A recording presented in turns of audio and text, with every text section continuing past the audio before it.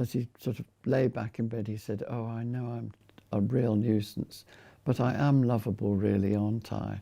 And it was so Dennis that I just laughed and I said, "Of course you're lovable. Den, we all love you, and I love you very much," and said good night, and that was it. Those photos are of him. One of those is of him in the Navy.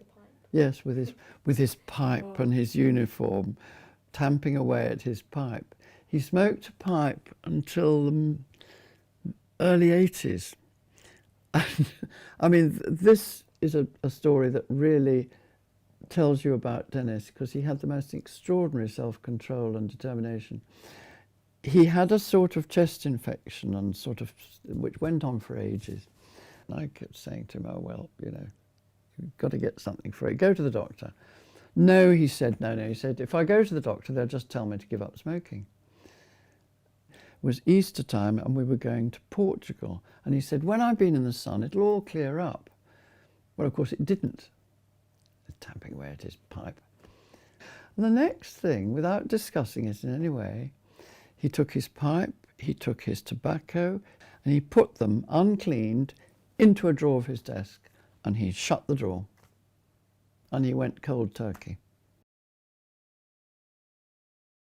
Dennis got polio when he was 30, which was unusual, so he was an adult. And he was in what was then called Natal in South Africa. He was an academic, but he put all his heart and soul really into playing the viola in a string quartet, which he absolutely loved. I think making music for him just took him to somewhere else. You know, he was passionate about it. He did think about should he make his living as a musician, but realised he didn't want to have to do that. He wanted it for giving him this wonderful pleasure. So if I had to remember which muscles he'd lost, all I had to do was to stand as if you're playing a string instrument. His shoulder was being held rigid to hold the violin, so his shoulder went.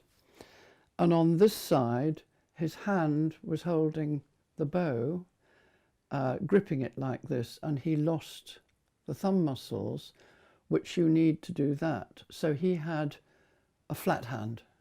So he had a good hand here, but he couldn't lift it up on its own. And he had a strong arm here, but he didn't have the thumb.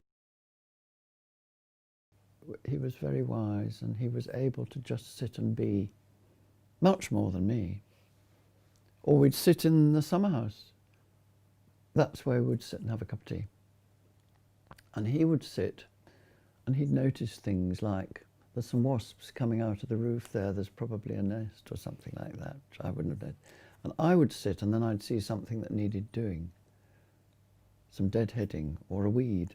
So I'd be up and down, and he was just sitting. On a train, he'd never take a book or anything. No, he'd just sit and think his thoughts. When he went to the dentist, he wouldn't have an injection, however awful it was going to be, which horrified the dentist. "Are you sure, Mr. Parkin?" "I'm absolutely sure." I said to him, "What do you do?" He said, "I look at the ceiling and I do mathematical calculations with the tiles." That's then. His music was really important to him, wasn't it? He'd be playing here when I was cooking supper. That's what he did. And a lot of the time, of course, I wasn't stopping thinking, what's he playing? And listening, it was just there. A bit like you don't always listen to the radio. So he'd be playing, be in the kitchen.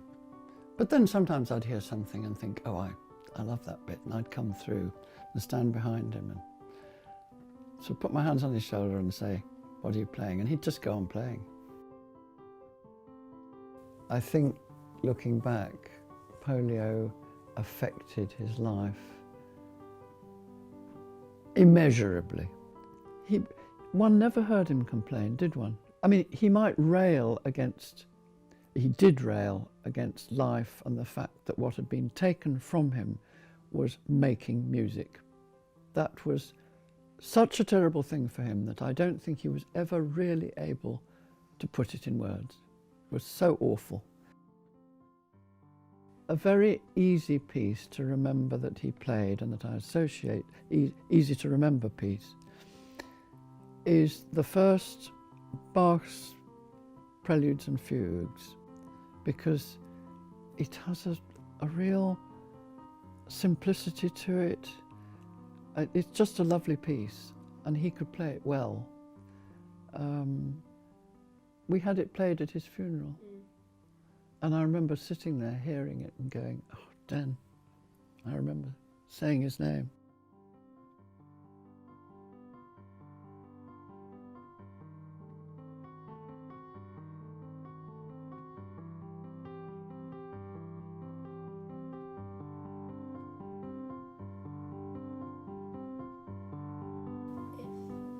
If you could speak to him for one last time, what would you say to him? Good grief. I'd tell him how much I love him. It's as easy as that.